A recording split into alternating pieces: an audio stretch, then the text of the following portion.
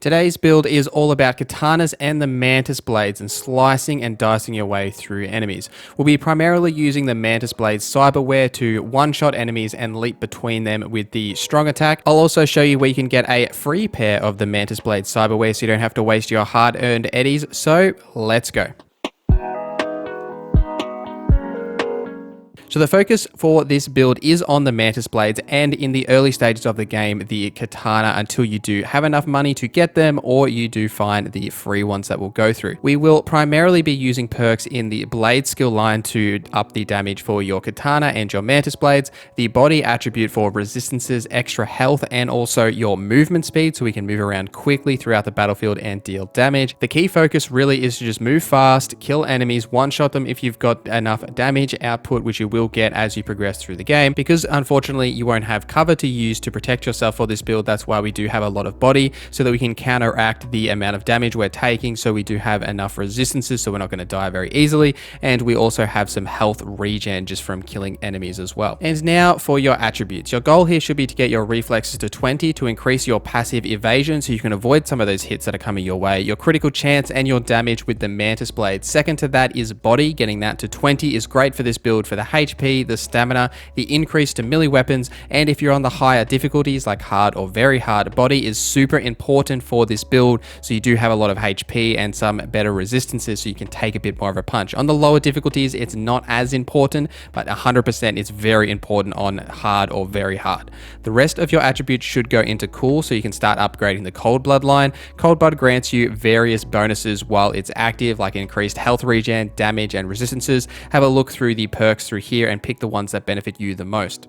Your starting attributes for this build will be reflexes 6, body 6, and cool 4. And now for perks. Although the focus here is on the high one-shot potential of the katanas and the mantis blades, most of the perks in the blade line is valuable if you are going down this path, so you should pick up all of them as you do progress. But some standouts here is judge, jury, and executioner, which increases the damage of your blades by 50% against enemies at max health. Roaring waters to increase strong attacks with blades by 30%, and you should be using the strong attacks with your mantis blades as you do get a bit of a leap when you do this, so you can leap forward and just keep hitting enemies with these strong attacks. Bloodlust, while wielding a blade, recovers 7% of health when applying bleeding to an enemy or hitting an enemy affected by bleed. The benefit here is to return some of that health that you're expending when you do take some of those shots as you are moving around the battlefield. Now for the movement focus of this build, there are some perks in this line and in the body line that directly benefit the aspect of moving quickly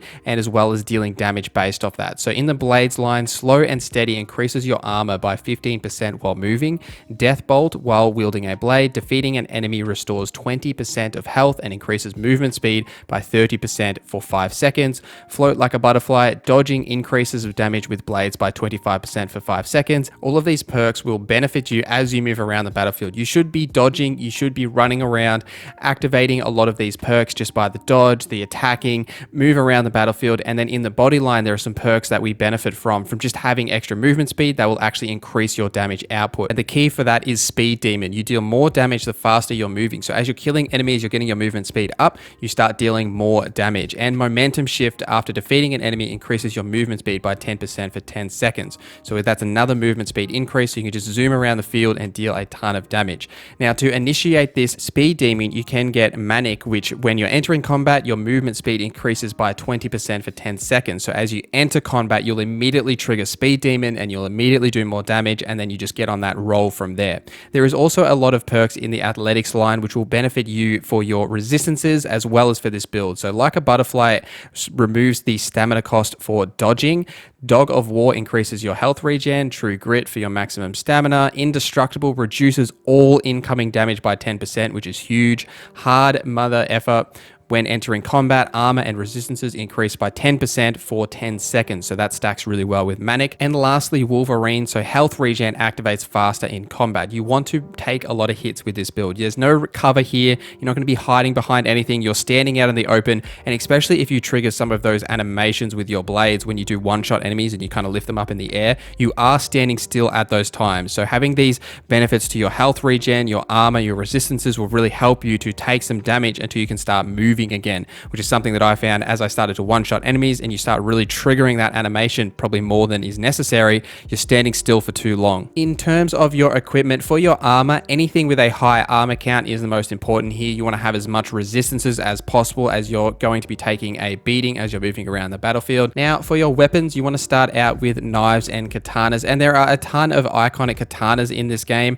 so you will find one just randomly throughout your playthrough, though you can look up where some specific ones are if you are looking for them. However, you could just use a high damage knife if you can't find a decent katana in the early stages of the game. This will allow you to benefit from the blade skill line because it is a bladed weapon.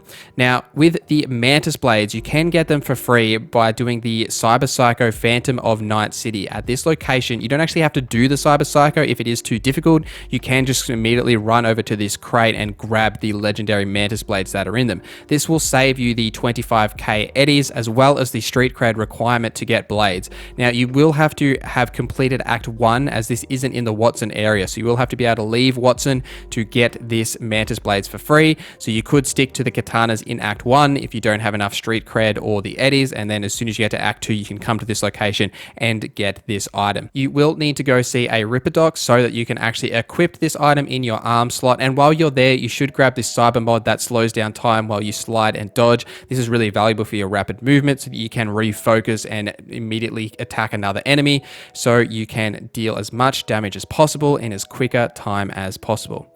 Now, for some build tips for this build, when you enter combat, you will get those certain buffs in your perks. So as soon as you enter combat, you want to engage as many enemies as possible and kill them quickly so you can keep triggering those buffs.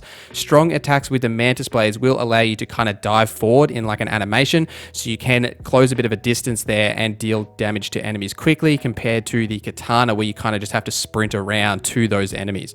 You will occasionally be able to trip enemies with the Katana if you do slide and then attack their legs. I was doing this a bit on stream the other day and just having a ton of fun.